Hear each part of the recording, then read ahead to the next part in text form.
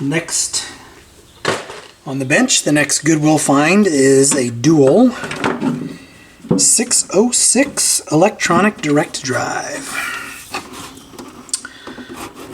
These have really weird hinges. I'll try to remember to explain the hinges. Two little kind of tension adjusters here. I can just pop it out, but sometimes relieving the tension on those hinges, I guess, or brackets, will sometimes make it a little bit easier to put the dust cover back on. This one has a it's a Shure P mount in an adapter, and I don't remember exactly.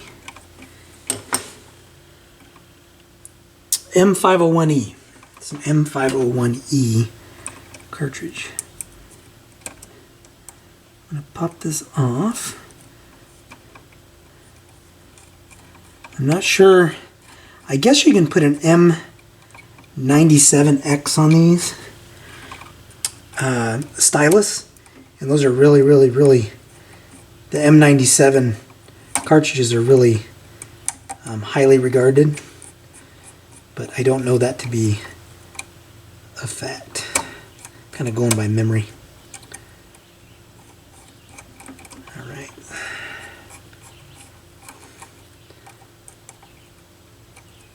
I likely won't keep this one on there. I'll replace it with something else.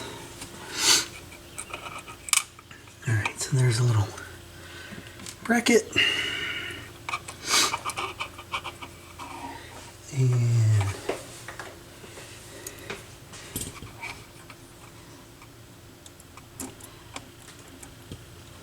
so what I'm going to do on this, I mean, I could have just plugged it in and gave it a whirl, but this cartridge won't stay on there.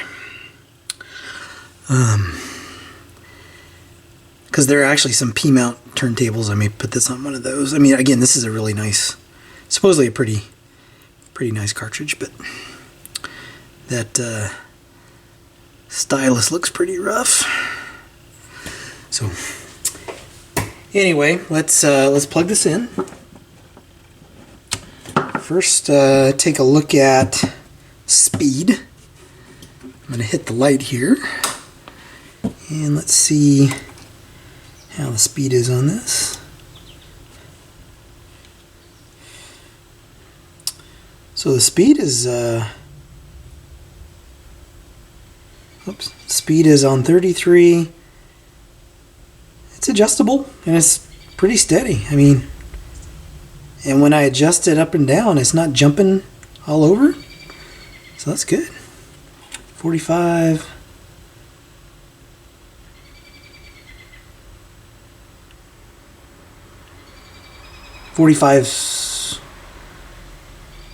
Yeah, see how that slowed way down on 45? So there's something going on with 45.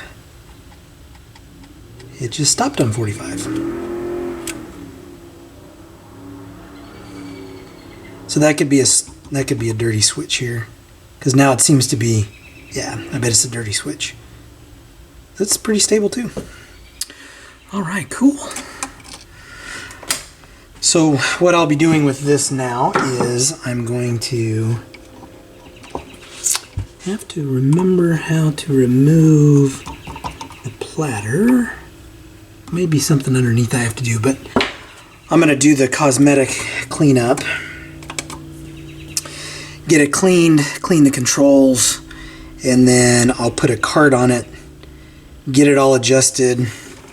We'll plug it in. Something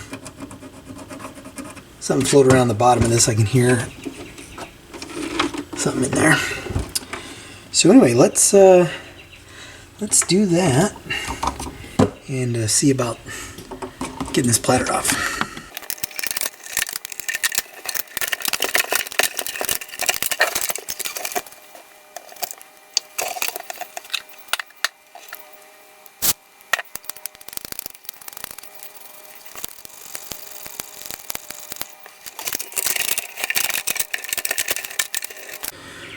Well, cleaning the controls wasn't all that difficult, I think.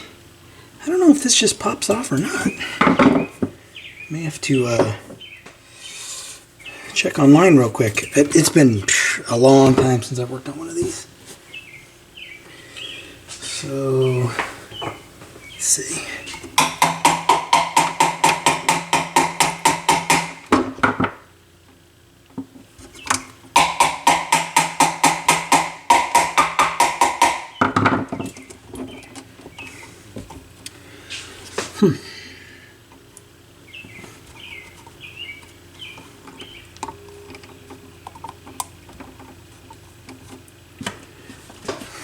Yeah, I'm gonna have to look online to see how to take that off.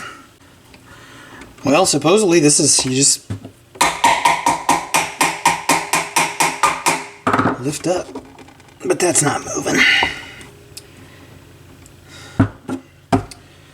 So I'll continue to work on it, but if I can't get it off there, I'm not really gonna.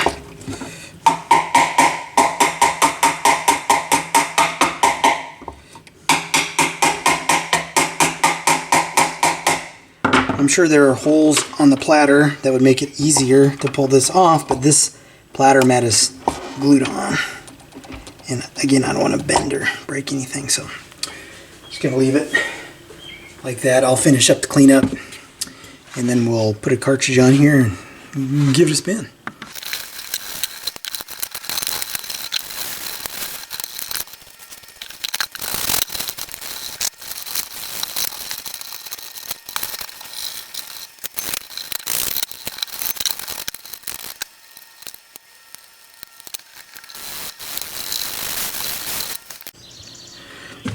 Alright, so this has been cleaned. There's some kind of, it's almost like paint splatter that I'm having a hard time getting off. I'm not sure how clean I'll be able to get this because it's kind of stuck on there pretty good. If I remember correctly, these actually came with the proprietary head shell, or cartridge for the head shell. So you have to have a head shell adapter, which luckily this has one.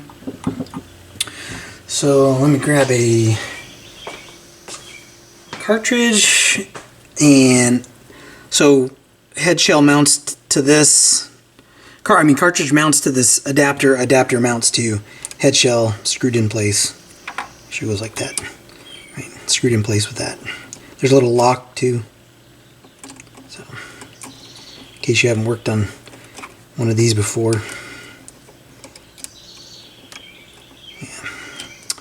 Well, I don't know. Seem like, oh yeah, there it goes. Okay. Anyway, let me get a cartridge and install that. Again, I'm not going to go real crazy with the cosmetic cleanup because I just don't know how much of that I can get off of there. Let me find a cart, come back. I'll give this a listen, see how it sounds. Alright, just finishing up the cartridge install.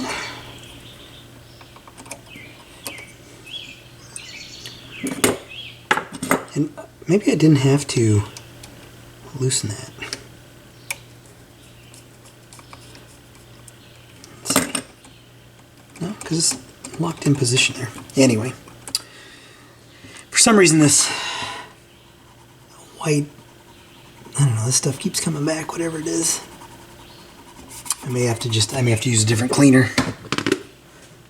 May have to use some dish soap and a little more elbow grease. Alright, so let's set the tracking. Alright. And this is a goofy way to do this. So first let's do this. Oh.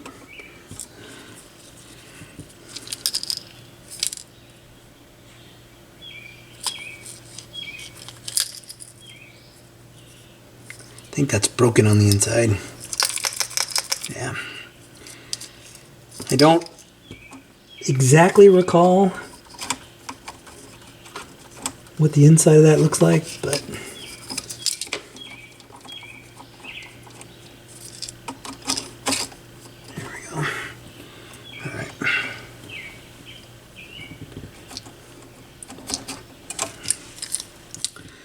So there's a way to back this. All right. So there's the weight. I'm trying to get it to balance. It's pretty heavy. And I think this is all the way back.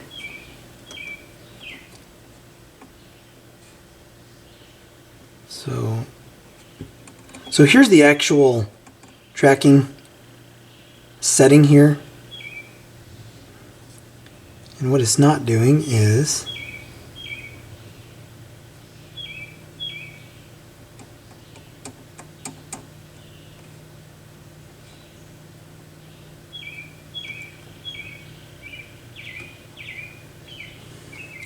trying to get it to where the arm's just floating. All right, I think that's good.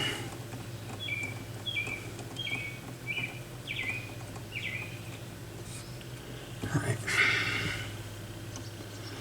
And these cartridges run pretty heavy, so I need to set it for, I usually set it for 2.5 on these, but sometimes, I mean, I've set them as high as, I think they can go to 3.5. So that one's at 2.5 right now. Before I get too much further on cleaning this, let's give it a sound check because I may have to get into it and hopefully I won't have to replace the RCA cables, but there for a while I was replacing them on every single turntable, and then I've been pretty lucky on the last handful. Changed out my test records. So you've been seeing a lot of the same records for me to test this stuff. Johnny Rivers, I'll keep that as one to use. Engelbert Humperdinck, I can't do this one anymore. Bob Welch, can't do that one anymore. Pink Floyd Animals, no. Miles Davis, I only have one of the 2 records. No, I'm getting tired of that one. This one's just a junk record. Best of the Doobies, tired of that one. Disco Baby, tired of that one. Elton John, tired of that one. So again, these are just ones that I use as, that one's great. These are just my test records. But because I run the turntable for a couple of cycles, and I work in the garage, you can only listen to some of those tracks so many times. So I'm going to do some Bob Seger, some Peter Schilling, and some REO Speedwagon. These will be my new test records. So Beautiful Loser is what we'll try on this one. These records are in excellent condition, but I have multiple copies. So let's see how this sounds. Okay. Noah. Oh. Wow. Okay. I guess that's alright. Just a little bit of hum, but it's not anything out of the ordinary. So tone arm up.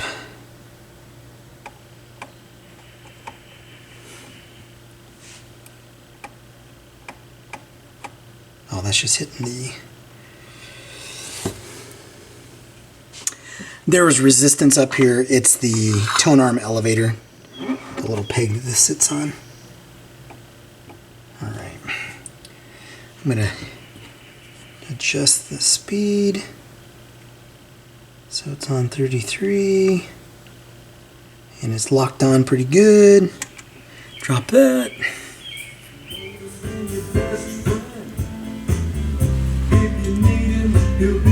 Okay. Sounds great. Sounds great.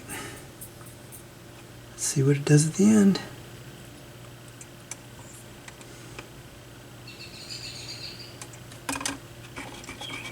Like a film on this. All right, I'm just curious as to what that's what this is tracking at. Let's make sure it's 2.5-ish.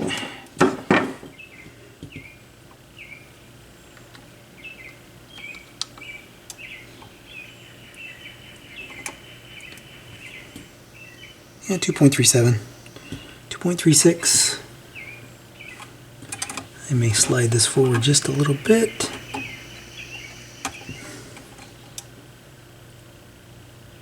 Yeah, 2.58, 2.59. Gosh, I don't know what this stuff is.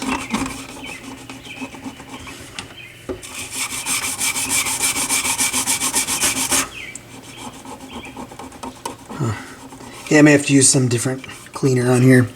So I think I'm going to work on that, see if I can get rid of some more of this gunk. I